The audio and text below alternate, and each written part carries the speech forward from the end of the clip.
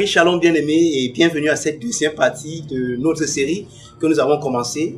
À la première partie, je vous montrais déjà ce qui veut dire être un homme spirituel. Mais comme ce n'est pas notre sujet, je vous promets que tous ces sujets, par la grâce de Dieu, nous allons les toucher en profondeur. Comme ce n'est pas notre sujet aujourd'hui, je vais simplement continuer en disant que le texte que nous avons lu, c'était le texte de Luc chapitre 2, du verset 25 au verset 30. Et nous avons parlé de Siméon qui avait été averti, qui avait été divinement averti par le Seigneur qu'il ne mourra pas sans avoir vu le salut de Dieu.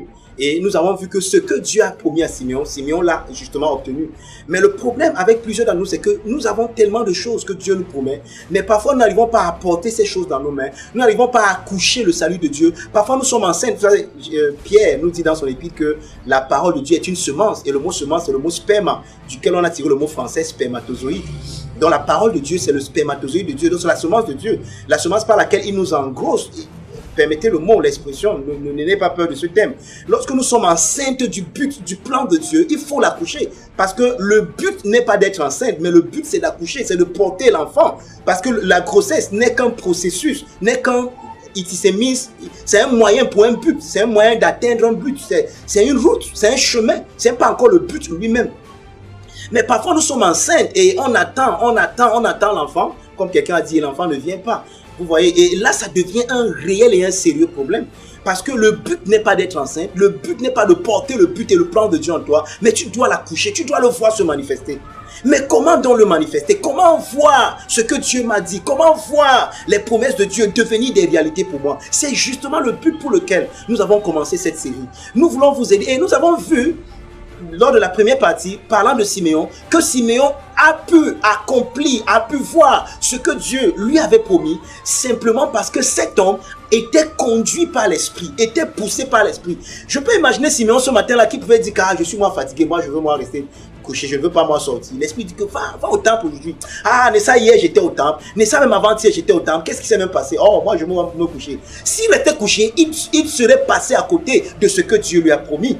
Mais Siméon, poussé par l'esprit, s'est rendu au temple. Et même lorsqu'il est arrivé au temple, Jésus n'était pas le seul enfant qu'on présentait ce jour. Il y avait beaucoup d'enfants, beaucoup de femmes venaient présenter leurs enfants au temple. Mais comment Siméon s'est dirigé vers Marie, vers Myriam et a porté Jésus? Comment il a su que c'est lui? C'est justement ça, être spirituel. Marcher par l'esprit. Ne pas laisser les informations externes occulter les informations qui viennent du cœur. Alléluia. Laissez ton cœur renouveler ta pensée afin que tu marches selon la pensée de Christ et non selon ta pensée. C'est ça, être spirituel. Et cela se passe de tous les enchaînements religieux. Être spirituel, ce n'est pas regarder la télé. Être spirituel, ce n'est pas boire la bière. Être spirituel, ce n'est pas faire ci ou ça. Ça ne dépend pas de ce que vous faites ou bien de ce que vous ne faites pas. Mais ça dépend de comment vous laissez la fréquence spirituelle vous conduire. Comment vous êtes connecté à cette fréquence, bien-aimé. C'est de ça qu'il s'agit. De laisser les pensées de Christ subjuguer, anéantir toute pensée charnelle en vous. Alléluia. Donc, ça c'était un peu comme le récapitulatif de la première émission. Voilà, gloire à Dieu. Donc, maintenant, en cette partie, j'aimerais qu'on regarde quelque chose de spécifique également. J'aimerais qu'on voie quelque chose. La manière avec laquelle Dieu parle, le langage de Dieu, le vocabulaire de Dieu. Parce que, parfois, Dieu nous parle, mais nous ne savons pas que c'est lui qui nous a parlé parce que le langage de Dieu n'est pas consubstantiel à la conjoncture, comme certains messagers entre guillemets de Dieu veulent nous le faire croire. Oui, il y a un message répandu là-dedans aujourd'hui où on veut amener Dieu dans la prison, dans la boîte de nos circonstances, où on veut interpréter Dieu dans la boîte de nos occurrences. Comme je n'ai rien dans mes poches, je suis pauvre. Parce que Dieu ne m'a pas béni. Parce que je suis maudit. Parce que je suis attaché. J'ai 30 ans, je ne suis pas marié. Conclusion, quand Dieu dit que je suis béni, il s'adresse à quelqu'un d'autre, pas à moi. Je ne peux pas être béni. Parce que pour moi, quand j'entends le mot béni, je vois le mot mariage. Quand j'entends le mot béni, je vois l'argent. Quand j'entends le mot béni, je vois... Oui. Une interprétation ainsi de Dieu est une interprétation purement charnelle. charnel, très charnel même. Mais je ne vous plains pas parce que je sais que plusieurs de ceux qui se réclament être des messagers de Dieu, parler de la part de Dieu aujourd'hui, c'est un message conjoncturel comme celui-là qu'il prêche. C'est un message conjoncturel qu'il prône. Il prône un Dieu circonstanciel, un Dieu conjoncturel. Mais Dieu est loin de la conjoncture. Dieu est loin du contexte culturel dans lequel nous nous trouvons aujourd'hui. Et nous devons le comprendre. C'est pour cela qu'en cette partie, je vais un peu vous parler de comment reconnaître le langage de Dieu, le vocabulaire de Dieu. Et pour cela, je veux qu'on lise un texte. Nous allons aller dans le livre des Juges. Juges chapitre 6, à partir du verset 11. Je vais lire. Puis vint l'ange de l'Éternel, et il s'assit sous le térébinthe d'Ophra, qui appartient à Joas, de la famille d'Abiézer. Gédéon, son fils, battait du froment au pressoir pour le mettre à l'abri de Madian. L'ange de l'Éternel lui apparut et lui dit, « L'Éternel est avec toi, vaillant héros. » Gédéon lui dit, « Ah, mon Seigneur, si l'Éternel est avec nous, pourquoi toutes ces choses nous sont-elles arrivées? Où sont tous les prodiges, ces prodiges que nos pères nous racontent? Quand ils disent, l'Éternel ne nous a-t-il pas fait monter hors d'Égypte? Maintenant l'Éternel nous abandonne et il nous livre entre les mains de Madian. » L'Éternel se tourna vers lui et dit, « Va avec cette force que tu as et délivre Israël de la main de Madian. N'est-ce pas moi qui t'envoie? » Gédéon lui dit, « Ah mon Seigneur, avec quoi délivrerai-je Israël? Voici, ma famille est la plus pauvre en Manassé, et je suis le plus petit dans la maison de mon père. » L'Éternel lui dit, « Mais je serai avec toi, et tu battras Madian comme un seul homme. » Vous voyez, Gédéon ici se trouve dans un contexte qui, on peut dire, de faiblesse. Gédéon est en train de se cacher pour vendanger, pour battre son froment. Il se cache pourquoi? Parce qu'il a peur de Madian. Il a peur que Madian, qui est comme l'ennemi du peuple de Dieu, vienne le rattraper et prenne sa récolte. Alors Gédéon se cache. Maintenant, Gédéon se cache parce que quand il évalue les forces en présence, selon lui, il est faible et Madian est fort. Vous voyez, ce qui fait la différence entre les héros, entre David et Goliath, je veux même dire, ce n'est pas le physique, ce n'est pas la force, mais c'est la conscience du Dieu qui est avec David. Et David est sûr que malgré la carrure, le potentiel physique de Goliath, ce Dieu qui est avec lui n'est pas avec Goliath. Entre guillemets. Quand on dit que Dieu n'est pas avec Goliath, nous sommes en train de dire, David sait qu'il a une alliance avec Dieu. C'est pour ça qu'il parle de la circoncision. Et qu'il dit que Goliath est un incirconcis. En d'autres mots, Goliath n'a pas une communion, une communication avec Dieu.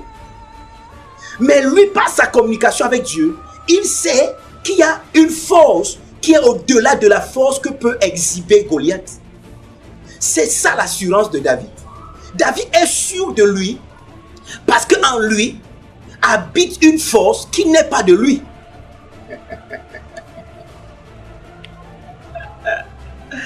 Oh, je vais reprendre ce que je viens de dire là.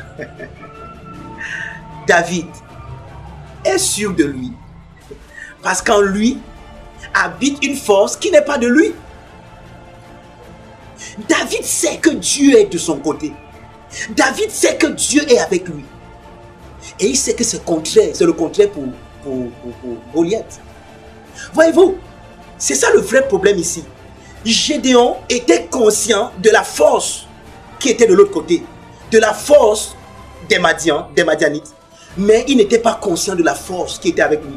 Maintenant, vous voyez, un vrai ange de Dieu, parce que le mot ange vient du mot grec angelos, et c'est le mot angelos veut simplement dire le messager de Dieu, l'envoyé de Dieu. Donc celui qui est envoyé de Dieu pour te parler de la part de Dieu, pour t'annoncer l'oracle de Dieu, doit te dire la parole de Dieu et non la parole de tes circonstances. Il doit te proclamer la parole de Dieu et non la parole des problèmes par lesquels tu passes. Voyez-vous, l'ange de Dieu apostrophe Gédéon, interpelle Gédéon, mais la salutation et l'interpellation de l'ange de Dieu va laisser Gédéon stupéfait. Et Gédéon ne va même pas se reconnaître dans cette salutation. Pourquoi?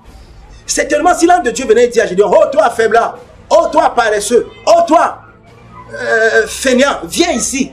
J'ai un message de la part de Dieu pour toi. Oh toi lié, toi qui n'étais jamais marié depuis, Toi qui n'as pas trouvé le travail, pourtant tu as eu tous les diplômes. Vous suivez mon regard. Vous voyez? Voilà ce que les anges annoncent aujourd'hui aux gens, comme de la part de Dieu. Ce qui est un message erroné, je n'ai pas peur de le dire. Ce qui est un message erroné. Vous voyez? Jean, le divin, nous dit quelque chose. Ne prêtez pas foi à tout esprit, mais sondez les esprits pour savoir si ce qu'ils vous disent vient de Dieu. Et on va en parler, mais à la prochaine émission. Parce que là, on va entrer en profondeur dans le vocabulaire de Dieu. En cette émission-ci, qui est la deuxième partie, je suis juste en train de mettre les jalons, de poser les jalons avec cette histoire de Gédéon. Vous voyez, quand Dieu te parle, il ne te parle pas par rapport. Dieu ne se tient pas au piédestal de ta situation pour te parler. Dieu se tient à sa hauteur pour te parler. Donc Dieu te dit ce que lui, il a prévu pour toi. Lorsque Dieu nous parle, il nous parle selon lui. Parce que n'oubliez pas, avant que tu ne sois dans le ventre de ta mère, je te connaissais, dit l'Éternel. Donc, c'est ce toi que Dieu connaît avant même la fondation du monde. Donc quand Dieu parle de toi, il parle de toi par rapport à ce toi. Pas par rapport à ta conjoncture. Mais toi, tu veux que Dieu te définisse par rapport au problème par lequel tu passes. Tu veux que Dieu te parle par rapport à la situation présente, ambiante. Mais Dieu ne te parlera jamais comme ça. C'est pour ça que quand l'ange de Dieu vient, qu'est-ce qu'il dit à Gédéon? Regardez, écoutez comment il apostrophe. L'ange de l'Éternel lui apparut. Le messager de Dieu lui apparut et dit, l'Éternel est avec toi, vaillant héros. Attendez que je vous lise ça dans la King James. J'aime beaucoup ce passage dans la King James. And the angel of the Lord appeared unto him and said unto him, the Lord is with thee, thou mighty man of valor. Oui, vaillant héros, ça c'est ce que la version française dit. Mais la version anglaise dit, homme puissant de valeur. Valeureux guerrier. Un homme en qui il y a une valeur intrinsèque, mais qu'il n'a pas encore connu. Homme puissant de valeur. Un homme dont la valeur est puissante. Je suis venu dire à quelqu'un qui m'écoute en ce jour, tu es un homme puissant de valeur. Tu es un vaillant héros. Ne laisse pas les gens te tromper en te définissant par rapport à une situation. En te disant que parce que tu n'es pas marié, tu as un problème. En te disant que parce que tu ne travailles pas, tu as un problème. En te disant que parce que tu n'as pas ceci ou bien tu n'as pas cela, tu as un problème. Il ne parle pas de toi. Il parle d'une situation par laquelle tu passes. Mais toi, tu es plus grand que le travail. Tu es plus grand que l'enfant que tu n'as pas encore couché. Tu es plus grand que le mariage. Tu es plus grand que toutes ces choses. C'est ce que je suis venu te dire en ce jour. Alléluia. Oui. Dieu appelle Gédéon et lui dit, vaillant héros. Rien ne prouve à l'instant où Dieu a trouvé Gédéon dans cette situation qu'il est un vaillant héros. Gédéon est dans une situation de peur. Gédéon est dans une situation où il est terrorisé par l'ennemi. Il ne peut même pas se présenter ouvertement. Il a peur. Mais c'est là où Dieu lui dit, dans cette peur, je suis venu te dire quelque chose. Tu es un vaillant héros. Et tu peux croire que tu es seul. Non, l'Éternel est avec toi. Il ne t'a pas abandonné, comme tu peux le penser. Il ne t'a pas délaissé. Il est avec toi. Mais juste que tu ne le vois pas. Tu es un peu comme les disciples d'Emmaüs. On dit que le Seigneur est venu marcher parmi eux comme un autre voyageur, mais leurs yeux ne pouvaient pas le remarquer. Ils ne l'ont pas reconnu. Dieu ne t'a pas abandonné. Dieu ne t'a pas délaissé.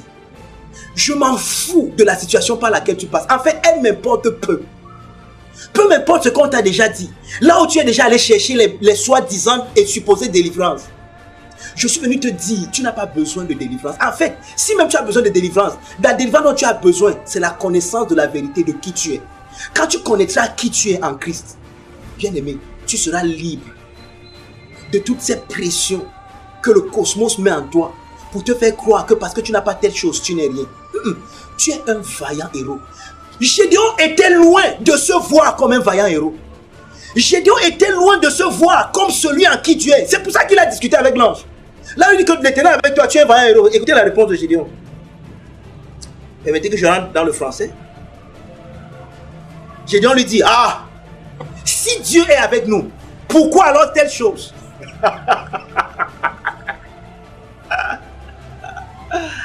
Oh, permettez-moi de rire, frère.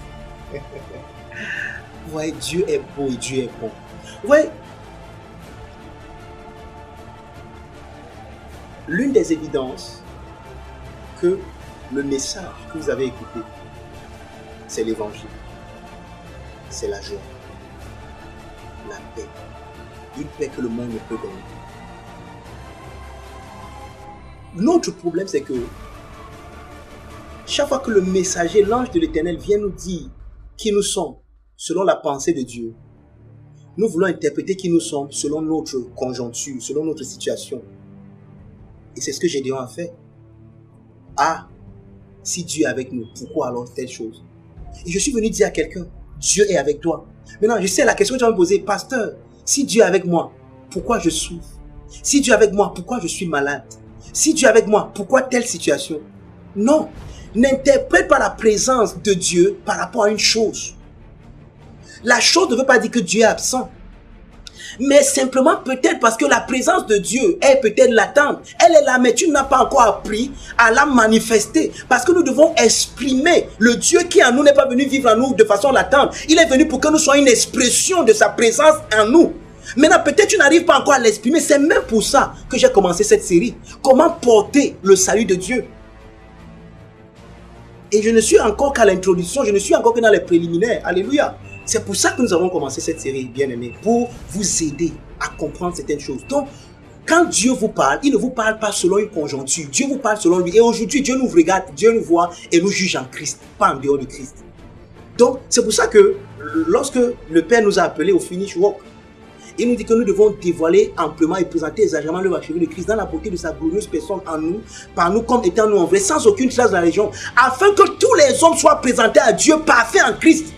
Parce que tous les hommes, pour Dieu, devant Dieu en Christ, sont parfaits. Mais tant que nous ne leur prêchons pas l'évangile, tant que nous n'amenons pas vers eux cet évangile, ils ne verront pas cette perfection et ils ne la vivront pas, ils ne la manifesteront pas. Mais ils sont parfaits tout de même en Christ à cause de l'œuvre que Christ a fait pour eux et d'eux, en lui-même, en son propre corps. Alléluia. Oh boy, à cause du temps, nous devons aussi nous arrêter là. Donc, la prochaine fois, nous allons continuer à parler du vocabulaire de Dieu. Comment reconnaître que c'est Dieu qui m'a parlé? Comment savoir que cette parole que j'ai reçue vient de Dieu? Comment savoir que la parole que le messager, l'ange de Dieu m'a apportée, le messager de Dieu ici, ça parle de ceux qui prêchent. Nous sommes des messagers, les anges de l'Éternel. Comment savoir que la parole que l'ange de l'Éternel a apportée vient de Dieu? Comment discerner si elle vient de Dieu ou si elle ne vient pas de Dieu? Ce sera l'objet de notre prochaine émission, de nos prochaines émissions. Et juste d'ici là, je vous convie d'acheter nos livres. Nous avons déjà commis 3 livres. L'ABC de la famille chrétienne, L'Arche Miracle et Homologio. Je vous convie de les acheter et de les lire et vous êtes bénis de toutes sortes de bénédictions. Cari Shalom.